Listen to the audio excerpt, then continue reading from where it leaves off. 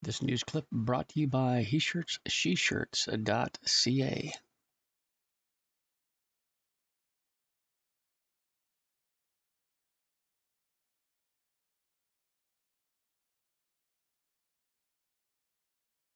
The Arrive Can app started at $80,000 expense before growing to $54 million. A programmer duplicated this app in 2 days that cost taxpayers $54 million. Single night. Well, it's good to know, but no surprise, that the Prime Minister thinks that $54 million is just a petty matter. According to one programmer, demonstrated that the Arrive Can app could have been designed in a single weekend for less than $250,000. Instead, this Prime Minister paid $54 million. 10,000 people were sent by that app wrongly into quarantine when they shouldn't have been. And many of the contracts went to companies that have home addresses as their headquarters. Will the Prime Minister supply Canadians with the full list of all of the contractors who got the money? The Right Honourable Prime Minister. Well know, since day one of the pandemic, we were focused on providing them the support and the safety necessary in this unprecedented time, despite the political games the Conservatives chose to play throughout the pandemic. Obviously, the amount cited includes far more than just the initial development of the app. It includes services like cloud storage, IT call center services, upgrades, and future costs. On this side of the aisle, we will continue to put the safety and security of Canadians at the center of everything we do in unprecedented pandemics or in regular times, Mr. Speaker. The Honourable Leader of the Opposition. Well, creating a $54 million app well over budget that could have been created in a weekend for under $250,000 does not protect anybody's safety, nor does an app that sends 10,000 people wrongly into quarantine. But the strangest thing is that there are these roughly dozen companies that got the contracts to supply this app. The Prime Minister does not want to give all of the names of the subcontractors that got that money. I challenge him now. Will he commit to supply this House with the list of all the subcontractors who got the money, who got rich? The Right Honourable Prime Minister.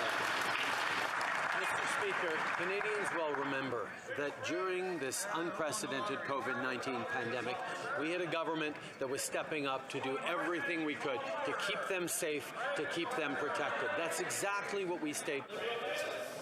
I'm just going to interrupt for a moment. If I can have your attention. Order. I just want to remind the honourable members the role of the whip, and sometimes if you look to them, they'll be giving you instructions. And I believe some of the whips are kind of going like this. That means calm down. You're welcome, Madam Whip. The Right Honourable Prime Minister, from the top, please.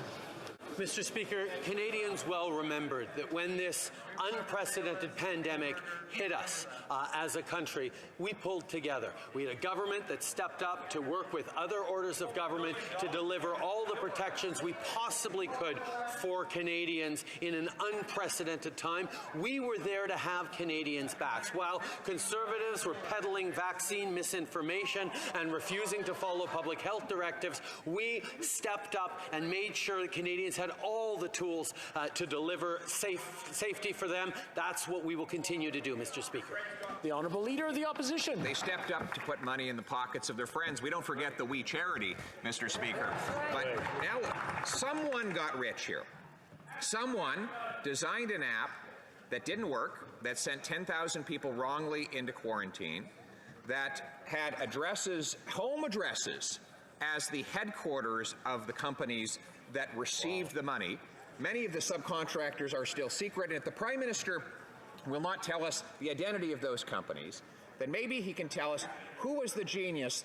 Would the genius who spent that $54 million on an app that could be designed in a weekend please stand up now? The Right Honourable Prime Minister.